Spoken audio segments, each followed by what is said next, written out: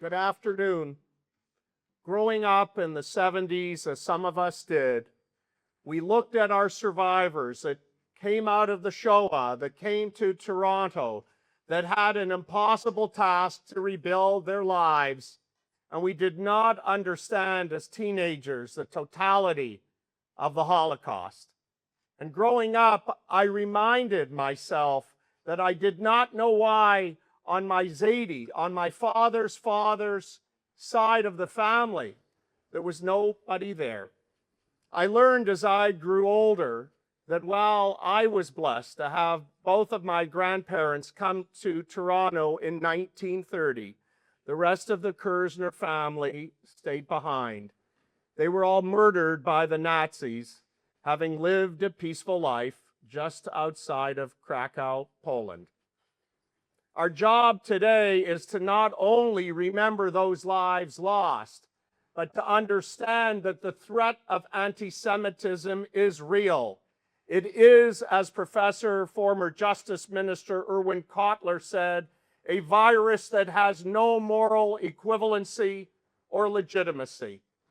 And here we are in the halls of democracy at Queen's Park, understanding that our responsibility is to understand that if we do not educate those within our society of the threat to anti-Semitism, we have failed ourselves. If we don't educate them of the vileness of anti-Semitism, that what begins with the Jews will never end with the Jews. And we fool ourselves if we believe this is only about the Jews. It's not. It's about democracy. It's about tolerance.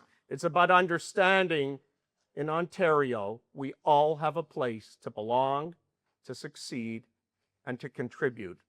Our job is to build allyship. Our job is to stand together when everything else to the contrary says we should not do it, we must do it. And through education and the actions led by our government, by Premier Ford, by our Minister of Education, by our former minister, and by a caucus that is representative here today, to remind all of us that this government, led by Premier Ford, will do whatever it takes to make sure that our fundamental right to practice our religion, to wake up our kids in the morning, to go about our lives is fulfilled. I want to call upon Premier Ford to address us, understanding that he is an individual that not just now, not just in the days after October the 7th, has spoken with incredible moral clarity, and most importantly, has stood with, will always stand with, our Jewish community. Premier Ford.